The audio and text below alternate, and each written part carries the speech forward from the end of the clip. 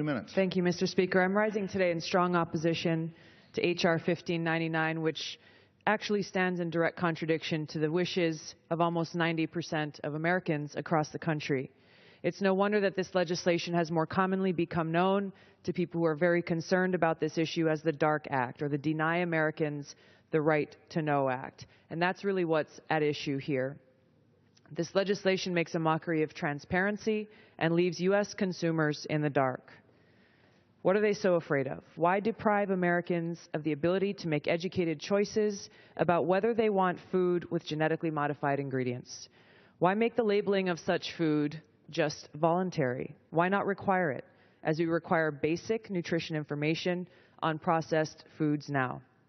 Why not join the 64 other countries, including the EU, Japan, Australia, Brazil, and China, in empowering our constituents with information, making mandatory labeling? My state of Hawaii is the #1 state for experimental genetically engineered plant field trials, according to the USDA. Many of my constituents are very concerned about these GE crop field testings because of the lack of information about these trials and the pesticides that are being applied to the fields.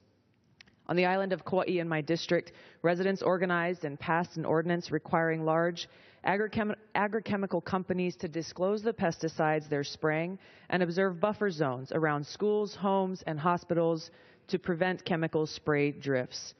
The DARK Act could overrule the rights of these local communities to make such decisions to protect their health and safety and guide the growth of their agricultural industries. This legislation could ban on the cultivation of genetically engineered coffee passed by Hawaii Island constituents, potentially damaging the global reputation of Hawaii's famous and unique Kona coffee, the only domestic coffee industry in our country. It could negate a ban on the cultivation of genetically engineered taro, endangering a main staple and culturally significant plant for indigenous Native Hawaiians.